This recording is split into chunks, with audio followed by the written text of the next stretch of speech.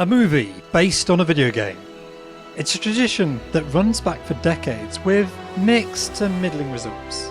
Video games are not structured like other media. The compelling quest structure and gameplay loops that drive good games is fundamentally different from the three-act narrative arcs that books, films and animation have all adopted.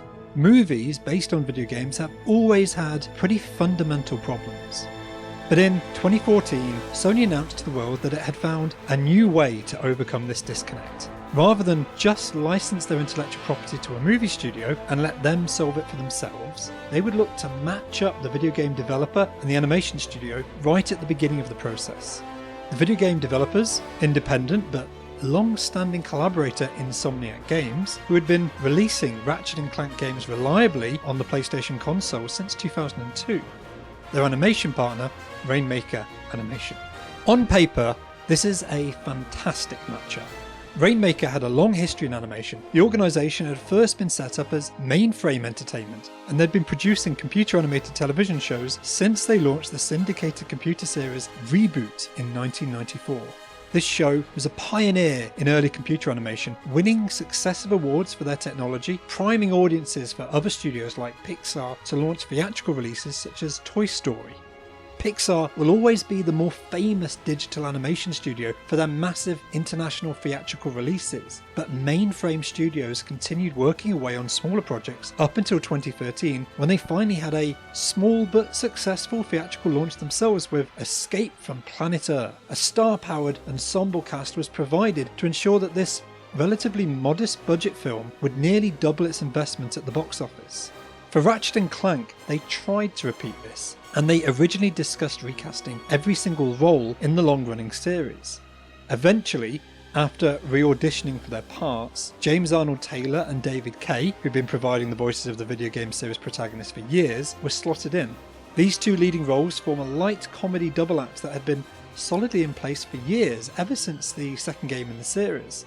They were joined by Jim Ward and Armin Shimmerman, who had been playing their recurring nemesis, but other roles were recast or invented specifically for the film, such as Paul Giamatti, John Goodman and Sylvester Stallone, bankable movie stars who would help appeal to a broader cinema audience. At least that was the theory.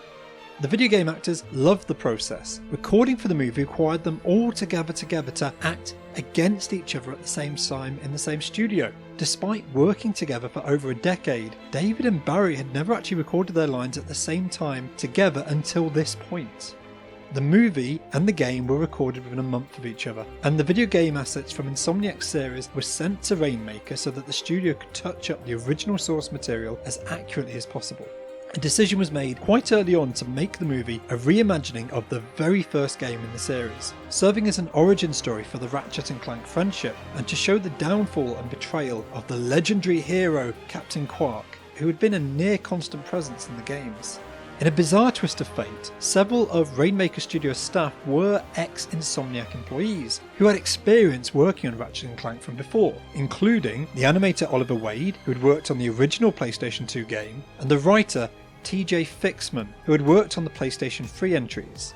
In theory, this should have meant that the Rainmaker team knew the series well, but it also gave them leeway to make substantial changes to the characters that removed important themes from the original story. In the process of crafting a movie plot, all of the rough edges from the characters were chiselled away, particularly Ratchet, who had been quite aggressive in his original incarnation. Gone was the surly, mean-spirited mechanic in favour of an excited, wide-eyed and eager teenager whose only failing was a tendency to act without thinking.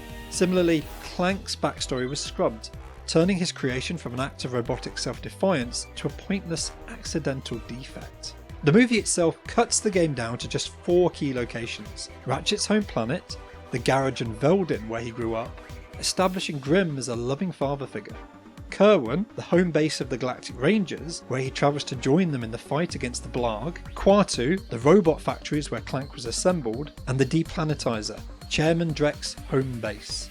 This meant that a lot of the things that the series was known for, travelling from planet to planet in a broad galactic adventure, was lost, but it did focus the script onto the core characters. hones in on the relationships that drive the story. Captain Quark, who has assembled the Galactic Rangers in his image as mindless space jocks, brave but foolhardy idiots who dive into the action without a plan or any critical thinking. In opposition to this, he combines two separate game villains, Chairman Drek and Dr. Nefarious, who are both cold-hearted big thinkers who plan every action to the nth degree but care little for the death and destruction that they leave in their wake. Their muscle, at least at the beginning of the film, is provided by the original creation Victor Von Ion, a ruthless warbot voiced by Sylvester Stallone, and whilst his voice is technically very suited to the aggressive robot overlord, the script doesn't have anything interesting to do with the character save use him to punish Clank for being weak.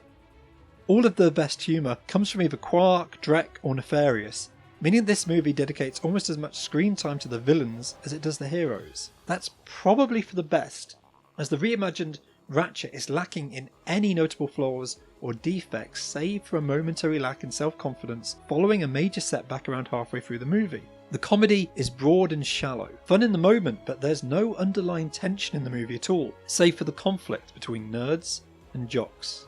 The idea that the action-prone Rangers ignore and look down upon their tech-savvy colleagues. Because of the assistance provided by Insomniac, providing all of the concept art and the original assets for the series, the budget for the movie was only half of their previous feature film. However, the box office return was disastrous.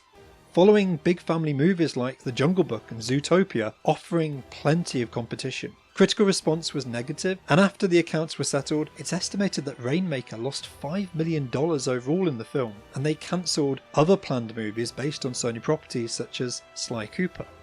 Mainframe haven't announced a new theatrical feature film since, instead focusing on television shows for streaming services. However, despite this black stain on their finances, Mainframe were still interested in collaborating with Sony Pictures. In February 2021, they released an animated short, Life of Pi, commissioned as an advert for the new, but entirely separate, Insomniac PlayStation 5 game Rift Apart. The studio survived this rocky release, and it continues to animate to this day.